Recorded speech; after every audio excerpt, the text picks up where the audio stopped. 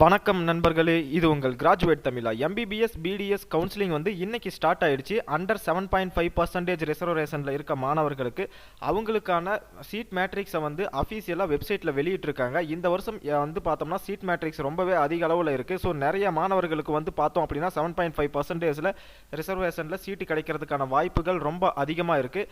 இதில் எவ்வளோ சீட்டு வகுப்பு வாரியாக வந்து நமக்கு தெளிவாக கொடுத்துருக்காங்க. இந்த வகுப்பு வாரியான சீட்டை எப்படி நம்ம பார்க்குறது, அது மட்டும் இல்லாமல் நமக்கு சீட் கிடைக்குமா இல்லையா அப்படிங்கிறத இந்த வீடியோவில் நம்ம தெளிவாக பார்க்கலாம். அதே மாதிரி கவுன்சிலிங் வந்து இன்னைக்கு ஸ்டார்ட் ஆயிருச்சு. கவுன்சிலிங்கான கால் லெட்டரையும் வந்து அவங்க நேற்றே வந்து வெளியிட்டாங்க. யாரெல்லாம் கவுன்சிலிங் போகிறீங்களோ அவங்க எல்லாருமே வந்து பார்த்தோம்னா இந்த கால் லெட்டரை டவுன்லோட் பண்ணி நீங்கள் எடுத்துகிட்டு போகணும். இந்த கால் லெட்டரை நீங்கள் டவுன்லோட் பண்ணணும் அப்படின்னா இந்த வெப்சைட்டில் TNMedicalSelection.net அப்படிங்கிற இந்த வெப்சைட்டில் வந்துட்டு இங்கே நோட்டிஃபிகேஷன்ஸ் இருக்கும். அதை கிளிக் பண்ணிவிடுங்க. அதை கிளிக் பண்ணிட்டீங்க அப்படின்னா இதில் download call letter for 7.5% reservation for MBBS BDS 2021-22 session அப்படின்ட்டு இருக்கும். அதை கிளிக் பண்ணிங்க அப்படின்னா உங்களுக்கு இந்த மாதிரி ஒரு லாகின் பேஜ் ஓப்பன் ஆகும். இங்கே உங்களோட application number, date of birth போட்டிங்க அப்படின்னா உங்களுக்கான அந்த கால் லெட்டர் வந்து டவுன்லோட் ஆகிடும். ஒருவேளை நீங்கள் இந்த கால் லெட்டரை வந்து நீங்கள் டவுன்லோட் பண்ண மறந்துட்டாலும் ஒரு பிரச்சனையுமே இல்லை. உங்களுக்கு அந்த கவுன்சிலிங் ஷெடியூல் நான் ஆல்ரெடி போட்டிருக்கேன், அதையும் நீங்கள் பார்த்துருப்பீங்க. அந்த கவுன்சிலிங் ஷெடியூல் படி நீங்கள் அந்த கவுன்சிலிங் நடக்கக்கூடிய ஹாலுக்கு போயிட்டீங்க அப்படின்னா போதும், ஓகேவா? அதனால் ஒரு பிரச்சனையுமே இல்லை. ஸோ இப்போ இந்த டென்டேட்டிவ் சீட் மேட்ரிக்ஸை நீங்கள் பார்க்கணும் அப்படின்னா இந்த இடத்துல பாருங்கள், இதே நோட்டிஃபிகேஷனில் tentative seat matrix for MBBS BDS course 2021-22 session 7.5 reservation இருக்கும்.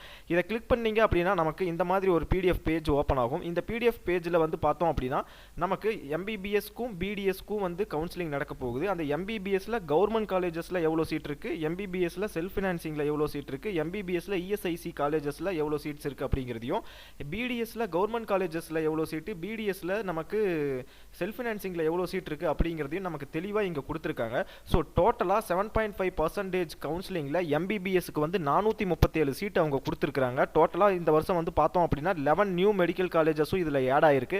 அதனால 437 சீட்டுகள் வந்து நமக்கு டோட்டலாக இருக்குது. இதில் கவர்மெண்ட் கல்லூரிகளில் மட்டும் MBBSக்கு எவ்வளோ சீட் இருக்குது அப்படின்னா 318 சீட்டு கவர்மெண்ட் கல்லூரிகளில் மட்டும் நமக்கு இருக்குது. அதே மாதிரி MBBS சீட் வந்து செல்ஃப் ஃபினான்சிங்கில் 113 சீட்டு நமக்கு இருக்குது. அதே மாதிரி MBBS சீட் வந்து ESICயில் வந்து நமக்கு 6 சீட் இருக்குது. ஸோ டோட்டலாக வந்து பார்த்தோம்னா 437 சீட் இருக்குது. சரி, இப்போ டென்டல் அப்படிங்கிற BDS கோர்ஸுக்கு வந்து நமக்கு எவ்வளோ சீட் இருக்குது அப்படின்னு சொல்லி பார்த்தோம் அப்படின்னா கவர்மெண்ட் கல்லூரிகளில் மட்டும் நமக்கு 13 சீட்டு தான் இருக்குது. ப்ரைவேட் காலேஜ்னு சொல்லக்கூடிய செல்ஃப் ஃபினான்சிங் காலேஜஸில் நமக்கு 87 சீட்டு இருக்கு. ஸோ டோட்டலாக 100 சீட்டு, 100 + 437 சேர்த்தணும் அப்படின்னா 537 சீட் இந்த வருஷம் 7.5% ரிசர்வேஷனில் நமக்கு ஒதுக்கி இருக்கிறாங்க, ஓகேவா? ஸோ இப்போ வந்து பார்த்தோம் அப்படின்னா இந்த BDS செல்ஃப் ஃபினான்சிங்கில் 87 சீட்டு இங்கே போட்டிருக்கு. அதே மாதிரி BDS 7.5%ல் கவர்மெண்ட் காலேஜஸில் 13 சீட்டு. ஸோ டோட்டலாக 100 சீட்டு. இதில் ஒரு 100 சீட்டு. அதுக்கப்புறம் MBBS ESICயில் நான் சொன்ன மாதிரி இங்கே 6 சீட் இருக்குது. அதே மாதிரி செல்ஃப் ஃபினான்சிங் காலேஜஸில் டோட்டலாக MBBSக்கு 113 சீட் இருக்குது. அதே மாதிரி கவர்மெண்ட் காலேஜஸில் டோட்டலாக MBBSக்கு 318 சீட் இருக்குது. ஸோ டோட்டலாக MBBSக்கு மட்டும் 437, BDSக்கு 100. ஸோ டோட்டலாக 537 சீட்டுக்கு வந்து நமக்கு 7.5 ரிசர்வேஷனில் இருக்குது. ஸோ இப்போ நம்ம கவுன்சிலிங்க்கு அவங்க கால் பண்ணியிருக்காங்க இல்லையா, அந்த நபர்கள் வந்து பார்த்தோம் அப்படின்னா 720+ மெம்பர்ஸை வந்து கவுன்சிலிங்க்கு கால் பண்ணியிருக்காங்க. அதில் 537 சீட்டு வந்து 7.5 ரிசர்வேஷனில் ஒதுக்கியிருக்கு. ஸோ டோட்டலாக இப்போ 537 பேருக்கு சீட்டு கிடைக்கிறதுக்கான வாய்ப்புகள் இருக்குது. அதுவும் வகுப்பு வாரியான இடஒதுக்கீடு மற்றும் தரவரிசை பட்டியல்னு சொல்லக்கூடிய ரேங்க் லிஸ்ட் அடிப்படையில் தான் நமக்கு கிடைக்கும்.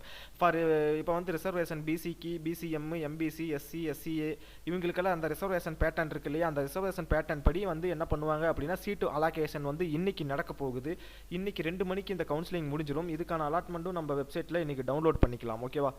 ஸோ புதுசாக ஓப்பன் பண்ண அந்த 11 காலேஜஸும் இந்த கவுன்சிலிங்கில் பார்ட்டிசிபேட் பண்ணுறாங்க. இந்த லிஸ்ட்டில் பார்த்தீங்க அப்படின்னா தெரியும் ஒவ்வொரு கல்லூரிகளிலும் ஒவ்வொரு கம்யூனிட்டிக்கு எவ்வளோ சீட் இருக்குது அப்படிங்கிறது. ஸோ இங்கே பாருங்கள், நீலகிரியில் வந்து டோட்டலாக 10 சீட் இருக்குது. அதே மாதிரி நாமக்கல் கவர்மெண்ட் மெடிக்கல் காலேஜில் 6 சீட் இருக்குது. ஸோ இதெல்லாம் இந்த வருஷம் ஓப்பன் பண்ணக்கூடிய காலேஜ்.